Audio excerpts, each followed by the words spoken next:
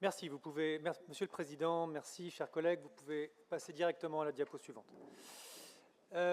Nous traversons une nouvelle vague de chaleur exceptionnelle dans un contexte où les records climatiques se succèdent à un rythme inédit.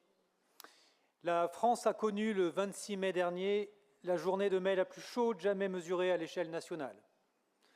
25 degrés de moyenne, des pointes proches de 38 degrés et plus de la moitié du territoire battant des records. Aujourd'hui encore, merci. Aujourd'hui encore, plus de 20 millions de Français pourraient être confrontés à des températures dépassant les 42 degrés, dans certaines régions pendant près d'une semaine. Ces épisodes ne sont pas isolés. Les 20 dernières années montrent une bascule très nette. Les années les plus chaudes jamais mesurées en France sont toutes très récentes et la dernière décennie affiche un réchauffement d'environ 2,2 degrés par rapport à l'ère pré-industrielle. Ce sont des faits. Je ne fais ici aucun prosélytisme.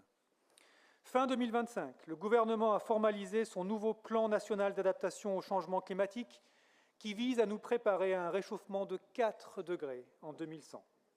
Pour un territoire comme le nôtre, sur le pourtour méditerranéen, cela engendrerait des conséquences dramatiques pour nos écosystèmes, pour l'agriculture, pour notre économie et surtout pour la vie des gens au quotidien. Nous devons nous y préparer sans jamais nous y résigner. C'est pourquoi à la métropole, nous sommes en mouvement. Notre plan climat, air, énergie, territoire solidaire comporte 3 volets. L'atténuation, pour réduire nos émissions de gaz à effet de serre et atteindre la neutralité carbone, grâce à la baisse des consommations d'énergie fossile et leur substitution par des énergies renouvelables. L'adaptation, pour améliorer la résilience de notre territoire face aux risques climatiques, et la qualité de l'air, pour réduire nos émissions de polluants atmosphériques, ce qui constitue un enjeu majeur de santé publique. La métropole a adopté un premier plan climat en 2013, puis un second en 2023. Je voudrais vous dire aujourd'hui que les efforts engagés depuis plusieurs années commencent à porter leurs fruits. Je veux retenir ici quelques chiffres simples. La consommation d'énergie, principalement répartie sur notre territoire entre le transport routier et le bâtiment, a baissé de plus de 8% entre 2019 et 2023. C'est un signal important dans une métropole qui continue pourtant à accueillir de nouveaux habitants. Rappelons-nous d'ailleurs que la facture énergétique du territoire s'élevait à 1,5 milliard d'euros en 2023. Baisser la consommation d'énergie, c'est préserver le pouvoir d'achat. Nos émissions de gaz à effet de serre diminuent également d'environ 11% sur la même période. Quant à la production locale d'énergie renouvelable, elle progresse de près de 14% entre 2019 et 2023, portée notamment par nos réseaux de chaleur et de froid. Je vous l'annonce d'ailleurs ici pour fin 2026, l'inauguration du réseau d'énergie Nord-Alco, avec 18 mois d'avance sur le planning initial. Un grand bravo anticipé au service et à notre opérateur Altemed. Enfin, la qualité de l'air s'améliore sur plusieurs polluants majeurs, alors même que la population du territoire a augmenté d'environ un quart. C'est un progrès très concret pour la santé des habitantes et habitants. Ces résultats ne peuvent pas nous conduire à l'autosatisfaction, loin de là. Ils doivent plutôt nous donner de la force. Ils montrent que l'action publique locale produit des effets mesurables. Chers collègues, nous sommes dans la trajectoire prévue, vraiment, mais nous devons accélérer pour continuer cette trajectoire, amplifier l'effort, car nos objectifs sont exigeants. Moins 40% de gaz à effet de serre en 2030 par rapport à 2019, moins 85% en 2050. L'ambition n'est pas une option, car l'adaptation au changement climatique devient chaque année plus urgente. Notre territoire, déjà, est exposé à des risques multiples, vagues de chaleur, sécheresse, incendies, inondations, raréfaction de l'eau, retrait-gonflement des argiles.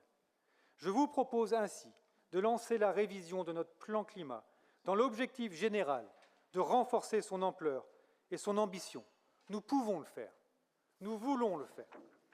Pour cela, nous devons systématiser la prise en compte des enjeux climatiques dans l'ensemble de nos politiques publiques métropolitaines. Aménagement, urbanisme, développement économique, eau, déchets, mobilité. Mesdames et messieurs, je vous propose 5 intentions politiques transversales à la révision de notre plan climat.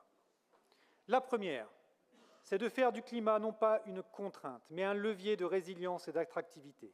Anticiper les crises climatiques, c'est protéger notre économie locale, nos emplois, nos services publics et la qualité de vie de nos habitants. C'est pourquoi nous associerons étroitement les entreprises et le secteur productif à cette révision. Le deuxième, c'est de construire ce plan climat avec les 31 communes de la métropole.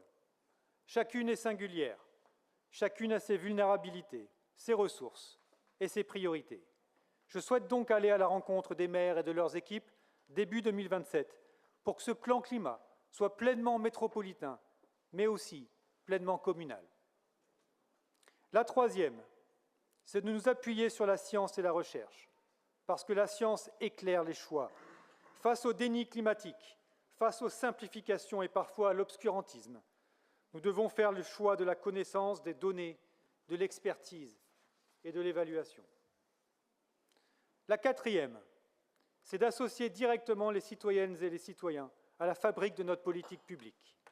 En 2027, nous organiserons une convention citoyenne sur un enjeu central du plan climat, la souveraineté énergétique de notre territoire. Parce que la transition climatique ne peut pas être seulement une affaire d'institutions. Elle doit être comprise, débattue et partagée. Enfin, la cinquième, c'est de placer la santé globale, l'approche One Health, au cœur de notre futur plan climat.